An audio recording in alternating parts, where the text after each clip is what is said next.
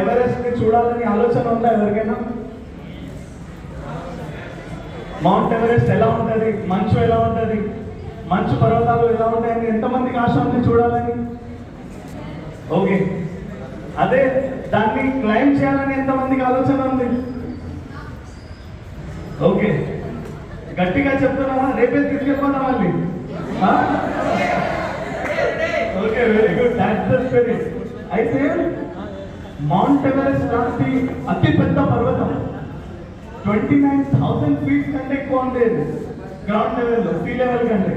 అయితే అంత హైట్ లో మనకి ఆక్సిజన్ కూడా సప్లై ఉండదు. ఆక్సిజన్ సిలిండర్స్ పెట్టుకొని వెళ్తారు. అక్కడ కళ్ళు కూడా కనిపించాం మనకి.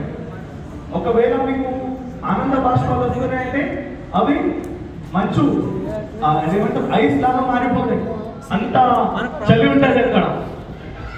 అలాంటిది మామూలు మనుషులు, నాలాంటి మామూలు మనుషులు ఎక్కడానికి సాహసం చేయలేదు.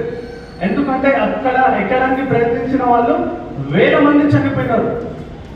కొందరు వేల మంది ప్రయత్నించారు, చనిపోయినారు. అలాంటిది ఒక విజువల్లీ ఇంపైర్డ్ మంచి చేయగలరు అనేది ప్రసక్తి ఉందా? కనిపిస్తుందా? ఎవరైనా చేశారా ఇప్పటి వరకు? చేశారు. విన్నారా ఎవరైనా? ఎవరికైనా పేరు తెలుసా? ఎరిక్ వైన్ మేయర్స్, ఒక అమెరికన్ మనిషి. ఎరిక్ వైన్ మేయర్స్ అని, అతనికి 13 సంవత్సరాలు ఉన్నప్పుడు కంటి చూపు పోయింది, మొత్తం కంటి చూపు. కానీ అతని గుండె బలం బాగా ఎక్కువ ఉంది. అతను ఏమన్నాడు, నేను మౌంట్ ఎవరెస్ట్ ఎక్కి తీరుతాను అని చెప్పిండు. అది వద్దురా బాబు, అక్కడ మామూలు మనుషులు ఏంటి చనిపోతారు, ఆక్సిజన్ అంతగా, నువ్వు ఎట్లా వెళ్తావు అది అని చెప్తే నాకు అదంతా అనవసరం, నేను ఎక్కి తీరుతాను అంతే అని చెప్పిండు. 2001లో అన్ని అడ్డంకులు అన్నిటినీ తొలగించేసి ప్రాణాలతో పోరాడి, ఏమంటారు దాన్ని, చావుతో పోరాడి అతను 2001లో 25th మే అతను అచీవ్ చేసిండు మౌంట్ ఎవరెస్ట్.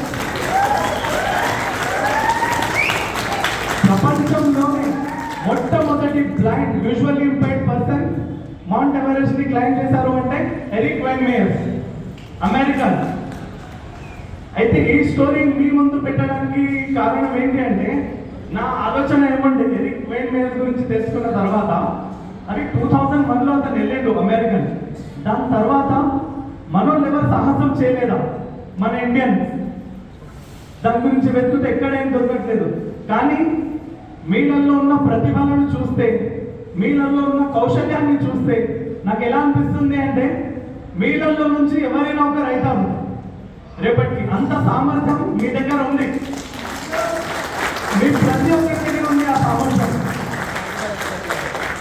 అయితే మనం ఎప్పుడు మనల్ని మనం తప్పు అనుకోకూడదు, ఏ విధంగా కానీ తప్పు అనుకోకూడదు.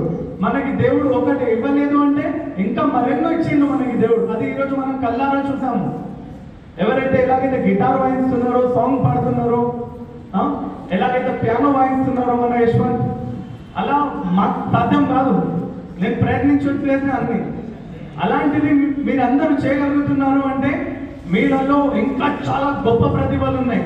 ఆ ప్రతిభల్ని బయటకి తీసుకురావాలి మీరందరూ. వెనకడుగు వేయకుండా మీ మనసులలో కళ్ళు ఉన్నాయి, ఆ కళ్ళు తెరిచి చూడాలి. ఆ కళ్ళు తెరిచి చూసి అంత స్థాయిలోకి ఎదగాలి మీరు అని నా ఆశ, నా మనస్ఫూర్తిగా ప్రార్థన. Thank you so much.